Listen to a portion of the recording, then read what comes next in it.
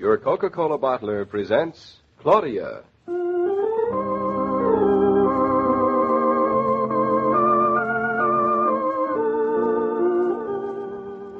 Claudia, based on the play and novels by Rose Franken. Brought to you, transcribed Monday through Friday by your friendly neighbor who bottles Coca-Cola. Relax, and while you're listening, refresh yourself.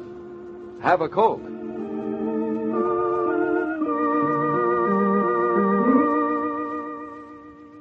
And now, Claudia.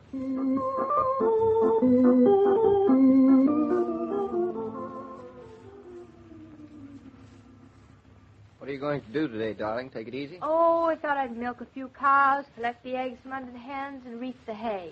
Isn't that what a good farmer's wife does? She doesn't reap hay. She doesn't? What does she reap? The wild wind, wheat, or all of the benefits. I haven't any of those, have I? Haven't you? I don't think so. But you're always saying I make hay, so for a change, I thought I'd reap it. Well, reap me another piece of toast first, please. Such repartee. Ooh. David, do you realize you're starting to eat like a farmer? Well, I've got to get into shape for the spring planting. This city life's made me very soft. Funny, I always thought it was overeating that made people soft. But I'm not complaining. I love to see you eat. Here's your toast. Darling, just wait until we've lived in the country a while. I can't wait. We'll be like different people. I like us just the way we are, don't you? Certainly I do. But we'll be different in a better way. We'll be stronger. We'll be real, because we'll live with the land. Living with an awful lot of things already. There's Shakespeare and Bluff. And soon there'll be the baby. And you watch how they'll thrive on a farm. Fresh milk, fresh air, good fresh earth around. Oh, darling, I don't think we have any idea how wonderful it's going to be. I know I don't. Darling, is anything wrong? No. What could be wrong? You just don't look right to me. You feel all right? I feel fine, David. Now stop worrying. Being an expectant father and house owner isn't going to make you a worrier, is it? And why are you so... I was thinking of all the things we'll have to do if we're going to move to Eastbrook before the spring planting. Darling, would you do me a favor? Certainly, anything. What? Start taking things easy. David, what do you mean? Well, we've had an awful lot of excitement these past few weeks, and you should be taking care of yourself. I have been, David. I can't stop moving around just because I'm going to have a baby in months and months and months. 5 months, to be exact, and that's not very far off. It's years. Your sense of time is curiously elastic. You think that 5 months is years. It's no wonder that I'm always kept waiting for you. I never keep you waiting more than 20 minutes. Well, it seems like years. Well, just to please you, I won't do anything strenuous today. Good. Now I just want to read the stock market page before I plow off to the office. I don't consider looking at the stock market reading. Oh, David, wait a minute. Don't turn that page. What's the matter? I want to read that ad on the back of it. I don't consider looking at an ad reading it. David, it's a sale. So what?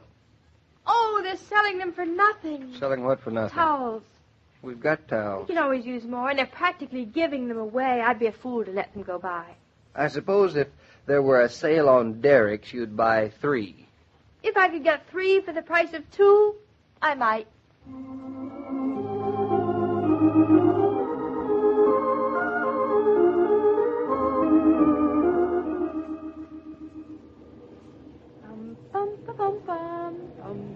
Bertha! Hey, Bertha, hello. Oh, Mrs. Naughton, good morning. How nice to bump into you. I haven't seen you in a long time.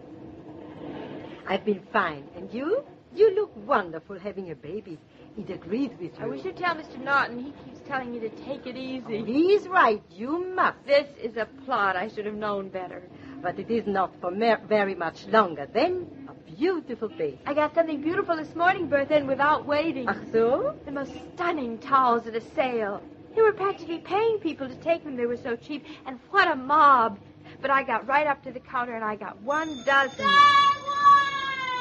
Oh, look, there's that little boy lives upstairs in our building. He admired our dog. That bicycle, he's so excited. His father gave him that for Christmas. It's awfully big for him. Yeah. If I were his mother, I would not let him ride into the streets. You know, sometimes I wonder how so many children have managed to grow up in New York. It seems so terribly dangerous looking at it from this end. You and Mr. Naughton, you are right. You move out to a farm. There, everything is always good. Looks like I'm going to be convinced from every side. He looks as if he's in trouble. He goes so far. Stop me! Stop me!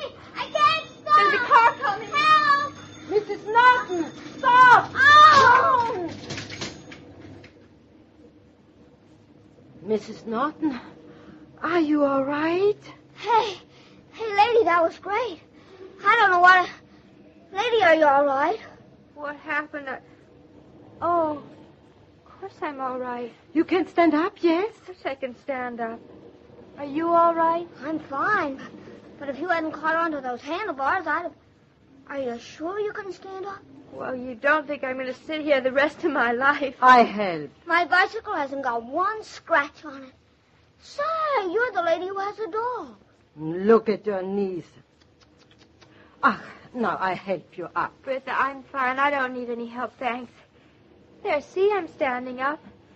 I feel perfectly all right, I think. Ma'am, you're getting awful pale. I'm starting to feel awfully pale. I'm here, Mrs. Naughton.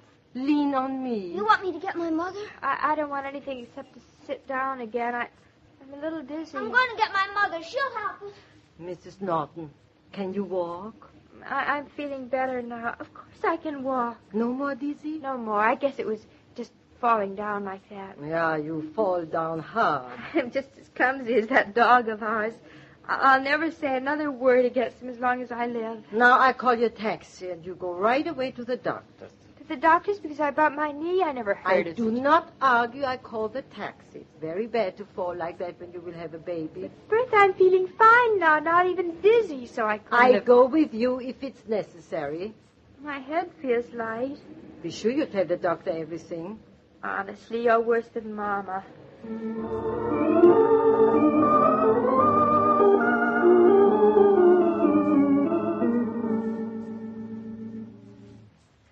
Now you stay there in the bed, and I bring you a hot water bottle.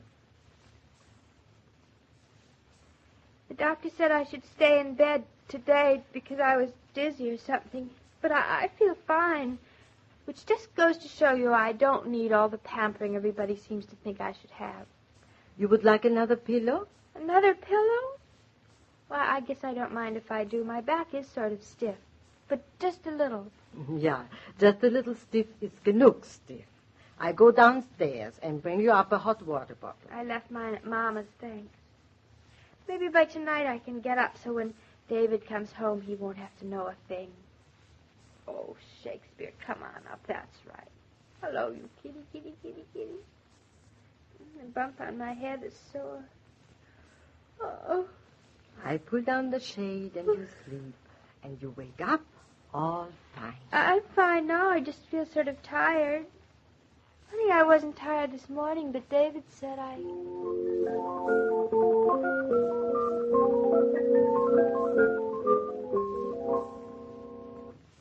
Claudia? Darling, you home? What? Hey, Mrs. Naughton, answer me. Oh. David, is that you?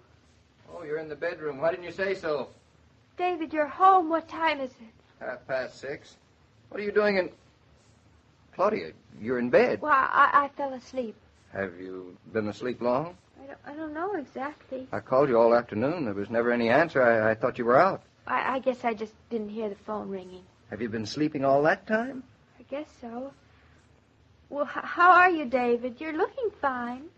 You look awful. You have a bump on your forehead. What happened? How could anything have happened? I've been sleeping all afternoon. You told me to take it easy. Now, come clean. You're not the kind of girl who goes to sleep in the afternoon without a reason. Isn't being sleepy a good enough reason? No, not for you. Ouch, David, don't lean on my knee. What's the matter? Now, how did you do that, you little fool? How do you think I fell down? Ouch, I better not shout. My head hurts. Claudia, answer me. What happened? Don't you shout either. Dr. Williams said I should have quiet. Dr. Williams? You went to Dr. Williams? Bertha made me. But he said I was fine and Baby was fine. It was a big waste of money. You're sure you're all right? Call Dr. Williams. You had to go shopping for bargains. You couldn't resist buying a towel for 2 cents less than usual. You had to rush downtown. It was very crowded, I suppose. Jammed. It was a wonderful sale. I'll bet it was. I'll bet all you women pushed and shoved each other like cattle. What'd you do, faint? I did not. I just got dizzy. Claudia, if I ever catch you doing anything so crazy again, don't you realize you're going to be a mother? Of course I realize it. That's why Well, you'd never know it. Does your mother know about this? No, I didn't have a chance to tell her. David, you're angry with me. I knew you'd be. Angry? No, I'm not angry. I'm furious. That's worse. I hoped you'd be sorry and you'd take me in your arms and tell me, David, you can't love me. Can't I? David, if it's Mama, don't tell her, please. Well, you don't deserve me not to tell her. Please don't. There's no point in making it worse, is there? David, if you love me... First, I'll see if it's Mama. Hello? Yes, this is Mr. Naughton. Yes, in 12C. Who? Oh, Mrs. Compton in 16A. My wife? Well, she seems to be... pardon me, but how did you know she wasn't well? No, she didn't tell me. He was on a bicycle, and she stopped it. No, I didn't know. Thank you very much. Yes, she's fine, just resting a little. Yes, you're right. She's a pretty wonderful girl. Goodbye. David, I couldn't hear you talking. Did you tell Mama? You little dope. Why didn't you tell me? Tell you what? That it wasn't the towel that tripped you, but a runaway bicycle. Oh, His mother called to find out how you were. that was awfully sweet of her, wasn't it? I know how she'd feel if anything happened to her son. Because I'm already starting to feel a little that way about ours. I'm proud of you, darling. You're not angry anymore? You love me? I love you so much, I'd like to take you over my knee when you do something like this. Is that good? It's terrible, but I can't help it. Come here. There's a bump on your forehead I've never kissed before.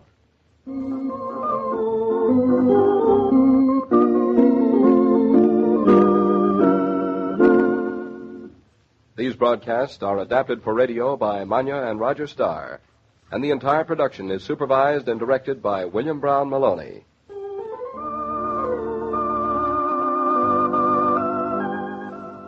Spending more time marketing these days?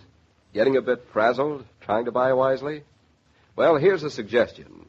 Many food stores now not only have Coca-Cola for you to take home, but have the familiar red cooler with ice-cold Coke for you to enjoy on the spot. When you see that inviting cooler, lady, stop for the pause that refreshes.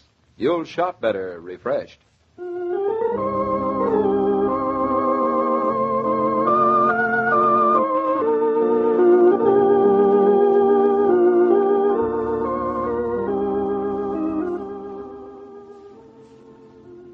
Every day, Monday through Friday, Claudia comes to you, transcribed, with the best wishes of your friendly neighbor who bottles Coca-Cola. So listen again tomorrow at the same time. And now this is Joe King saying au revoir. And remember, whoever you are, whatever you do, wherever you may be, when you think of refreshment, think of Coca-Cola. For ice-cold Coca-Cola makes any pause the pause that refreshes.